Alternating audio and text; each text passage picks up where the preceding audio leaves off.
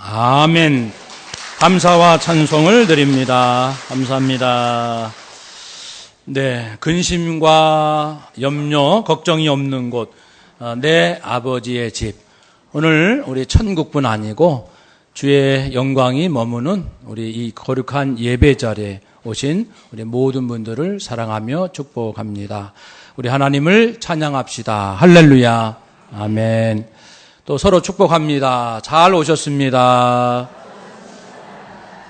네, 우리 세대 통합 예배이기 때문에 별도로 찬양대는 없고 교회학교 예배도 없습니다.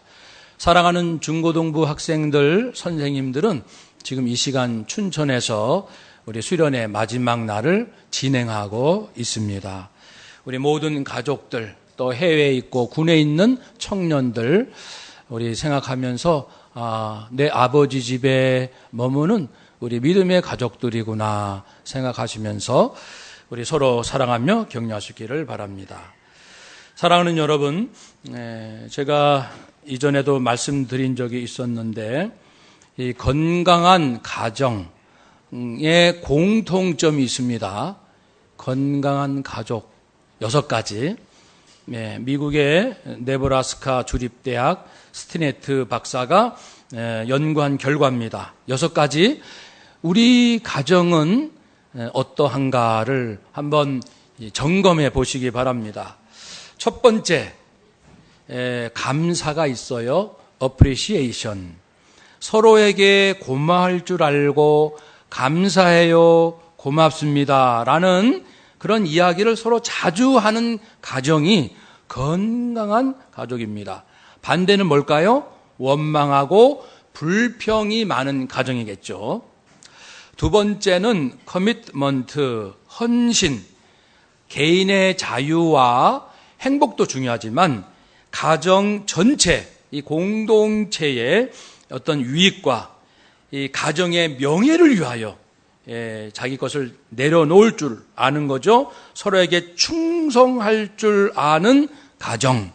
반대는 뭘까요? 이기적인 가족들.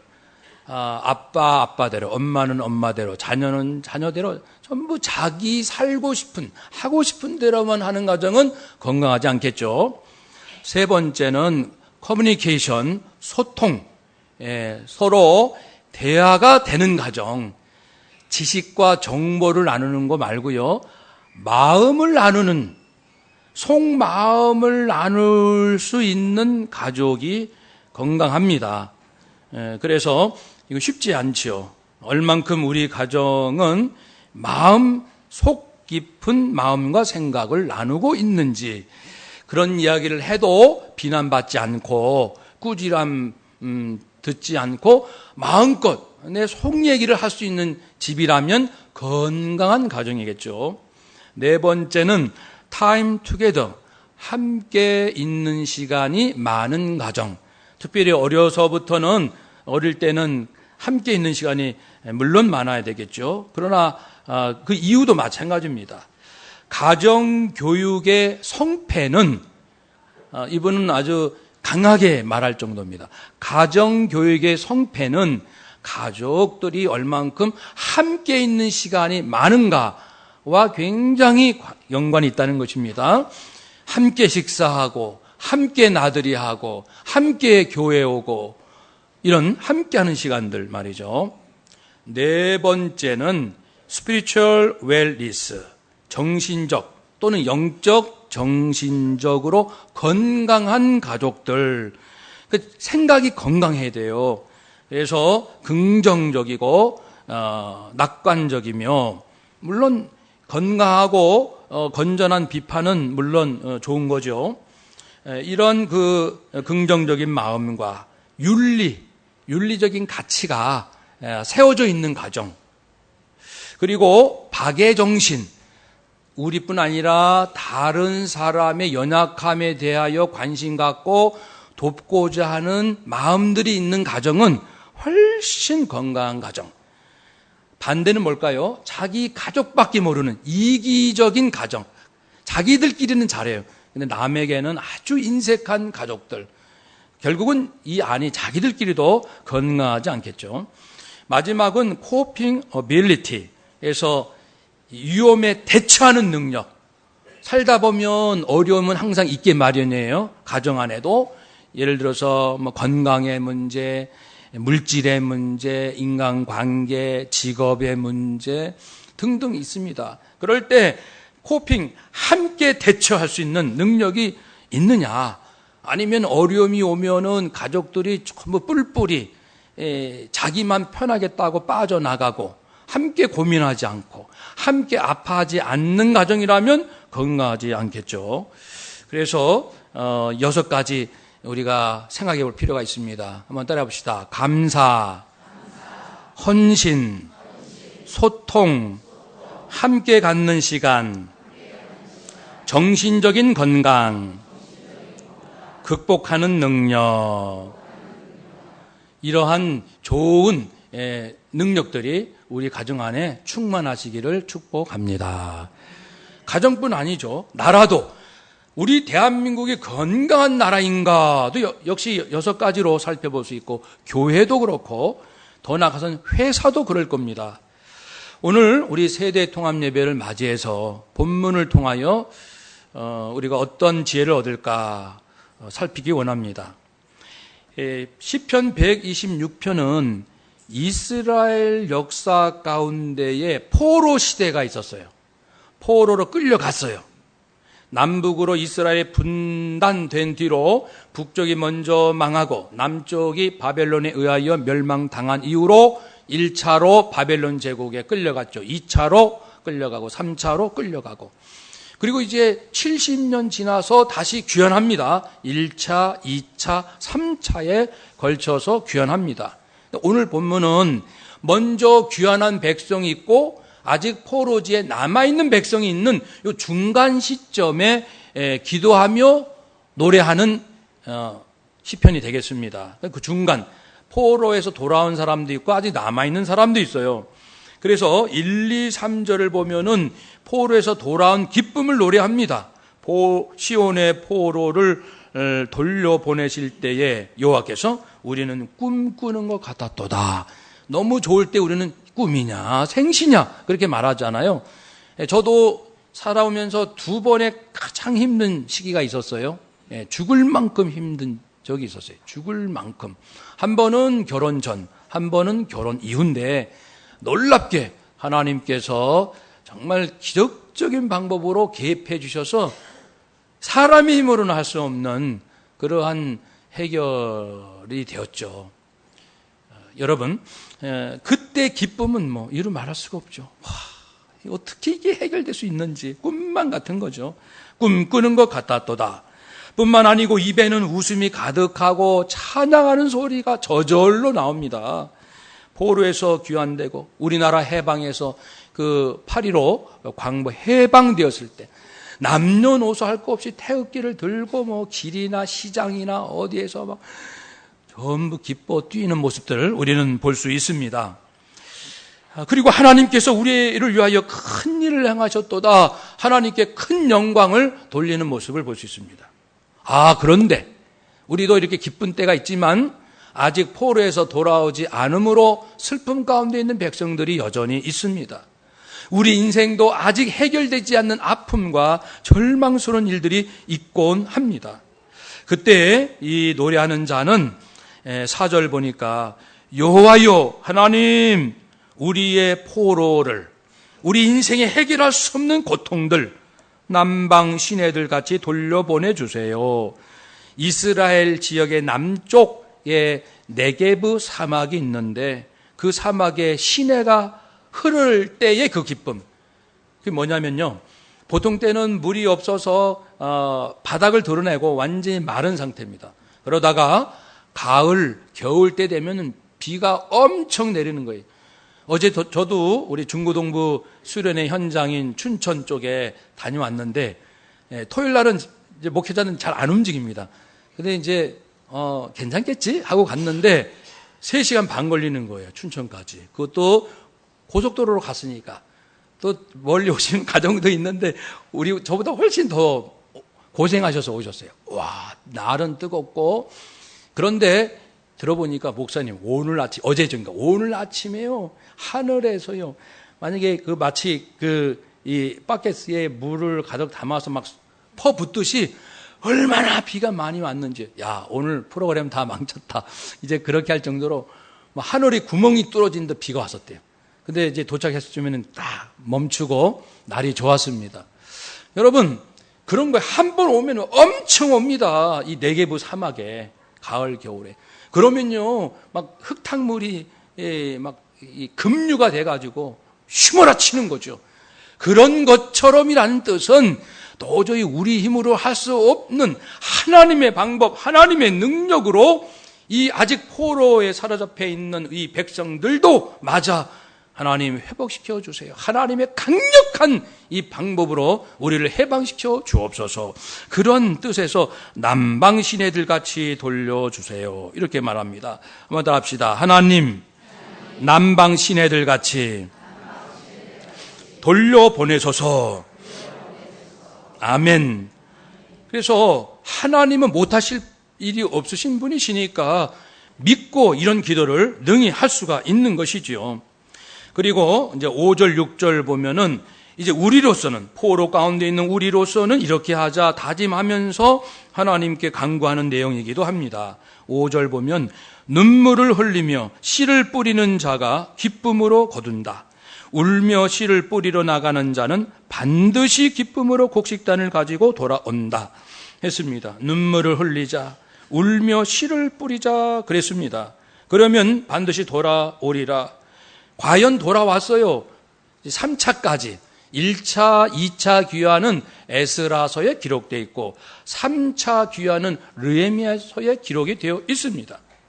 이제 백성들이 할 일은 하나님을 신뢰하고 비록 아직 포로 생활 가운데 억눌리고 자유가 없고 무시당하고 짓밟히고 미래 소망도 없는 이 답답한 현실이지만 그러나 눈물을 흘리며 씨를 뿌리자, 씨를 뿌리자. 그러면 거두리라 라고 고백합니다. 씨를 뿌린다. 뿌린다는 것은 원어로 보면은 그 씨 주머니에 씨를 담아가지고 이제 논밭에 가가지고 계속 용법입니다. 계속 뿌리는 거예요. 날은 뜨겁죠. 단순하죠. 일은 지루하기도 하죠. 그리고 당장 뭐가 나는 것도 아니에요. 계속 뿌리기만 하는 거예요. 또 창고, 곡식 종자 창고에서 그릇에 담아가지고 또 뿌리고 눈물을 흘리며 이게 힘들다는 겁니다. 힘든 이 과정이지만 우리가 계속 하다 보면 기쁨으로 곡식을 거둘 날이 올 것이다. 우리는 오늘 세대 통합을 맞이해서 이 씨에 대한 비유를 말씀으로 삼고자 합니다. 왜냐하면 실제로 성경에서 씨는 말씀을 많이 비유합니다. 예수님께서도 씨 뿌리는 자의 비유해서 씨를 말씀으로 비유해서 사람들이 말씀을 듣는데 어떤 사람은 한 귀로 듣고 바로 한 귀로 흘려보내는, 전혀 담아두는 게 없는 사람, 또 길에 뿌린 사람이고, 그리고 돌짝밭에 뿌려진 이 씨앗이라는 것은 내적인 근심 걱정, 말씀은 좋은데 내 안에 근심 걱정 때문에 말씀을 계속적으로 소화해내지 못하고 말씀에서 떠나는 사람. 가시떨기에 떨어진 씨앗이라는 것은 외적 핍박과, 아까는 내적인 근심 걱정, 이번에는 외적인 핍박과 환난, 잘 믿음이 잘하려고 하는데 어려움이 생기는 거예요. 주변에. 그것 때문에 낙심이 돼가지고 신앙생활을 포기하는 상황. 그러나 옥토에 뿌려진 씨앗은 잘 이제 자라서 30배, 60배, 몇 배, 100배까지 결실을 맺을 수 있다는 말씀입니다. 그래서 이 씨는 말씀입니다. 베드로전서 1장 23절에도 우리가 구원받은 것은 무엇으로? 하나님의 영원한 말씀으로 된다고 했습니다. 너희가 거듭난 것은 썩어질 씨로 된 것이 아니요 썩지 아니할 씨로 된 것이니 살아 있고 항상 있는 하나님의 말씀으로 되었느니라. 항상 있는 하나님의 말씀, 이 말씀이 근거가 되고 말씀이 약속이 되고 말씀대로 순종하는 자에게 그것이 실제로 이루어지는 말씀, 이 말씀으로 죄인이 영원한 생명을 얻을 수 있다고 말씀했습니다. 여러분, 그러면 우리가 눈물로 씨를 뿌린다는 것은 이 말씀, 생명의 말씀, 나를, 우리 가정을 살릴 말씀, 이 말씀을 계속 뿌린다는 것은 말씀을 실천하는 거예요. 말씀을 묵상하고, 말씀을 되씹고, 말씀을 실천하고, 말씀으로 몸부림치고, 그런 과정을 하다 보면 이제 기쁨으로 좋은 열매가 올 것이다. 이런 말씀입니다. 하나님은 항상 놀라운 것을 약속하신 분입니다. 사람이 줄 수 없는 걸 주셔요. 이런 약속들이죠. 세계에서 뛰어난 민족이 되게 하리라. 복의 근원이 될지라. 그가 하는 모든 일이 형통하리로다. 내 소유가 땅끝까지 이르리로다.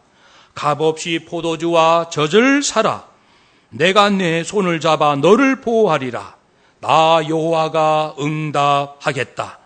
굶주린 영혼에게 좋은 곳으로 채워줄 것이라. 네가 잘되고 땅에서 장수하리라. 기뻐하고 즐거워하라. 하늘에서 너희 상이 크미니라. 이 모든 것을 더하여 주시리라. 하나님의 자녀된 권세를 주셨으니 영생을 얻게 하려 하심이라. 무엇이든지 원하는 대로 구하라. 그리하면 이루리라. 세상이 주는 것과 같지 않은 평안을 주리라. 내가 너희를 쉬게 하리라. 너희 기쁨이 충만하게 하려 함이니라.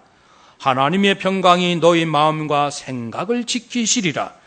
진리가 너희를 자유케 하리라. 하나님은요, 계속 이 말씀하시는 거예요.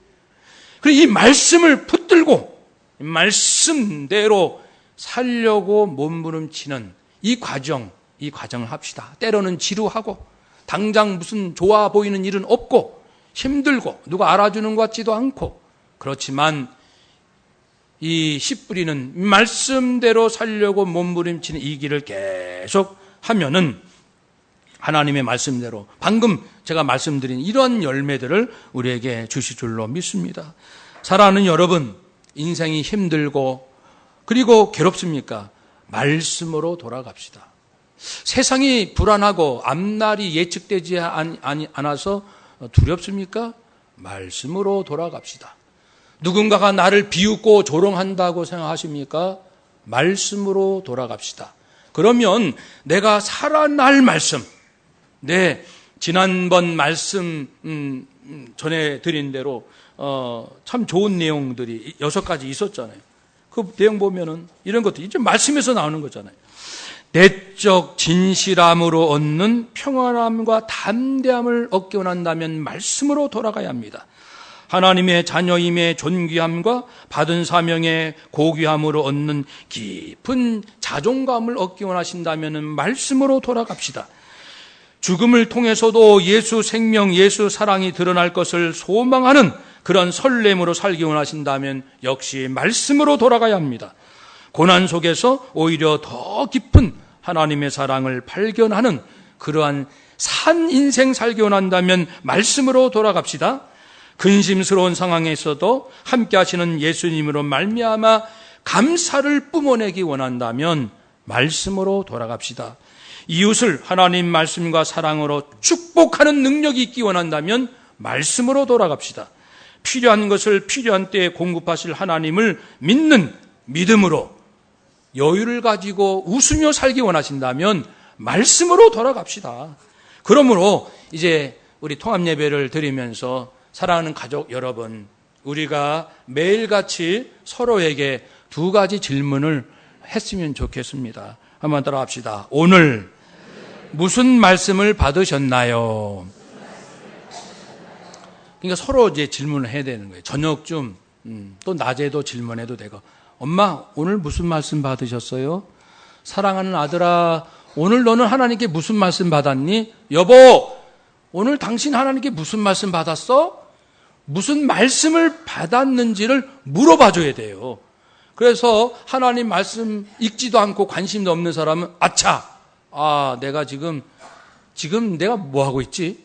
다시 생각할 거예요. 질문이 중요합니다. 가족들이 질문해줘야 돼요. 가족은 매일 만나니까.